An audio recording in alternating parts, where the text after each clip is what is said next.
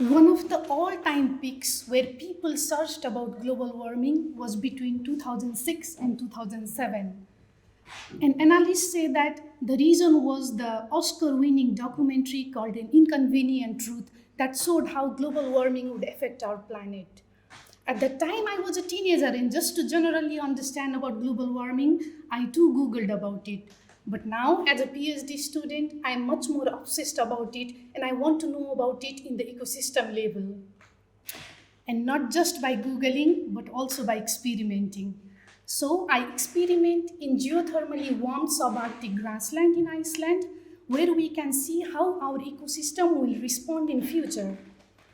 And our understanding about ecosystem response is very, very limited because half of the ecosystem lies in below ground, and there has been very less studied about below ground ecosystem response.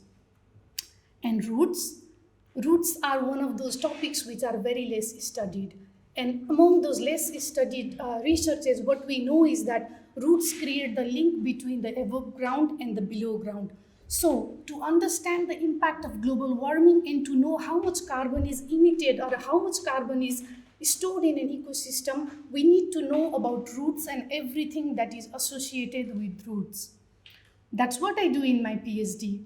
I study roots, I study how they grow, I study when they grow, I study how much they grow, I study how long they live, and I also study if all of these processes are affected by global warming or not. But to study roots is very difficult and problematic because it needs excavation, which is very time-consuming, effort-consuming, it is very costly, and overall it is a destructive process. So what's the solution for this problem?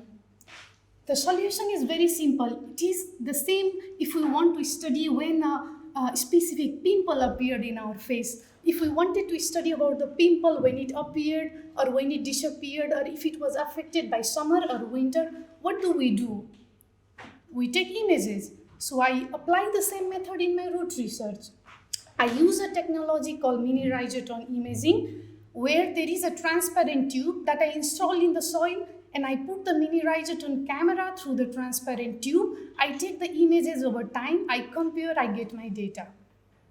My unique experimental site in Iceland provides an experimental realism, and my novel mini rhizoton technology provides a real-time root response data.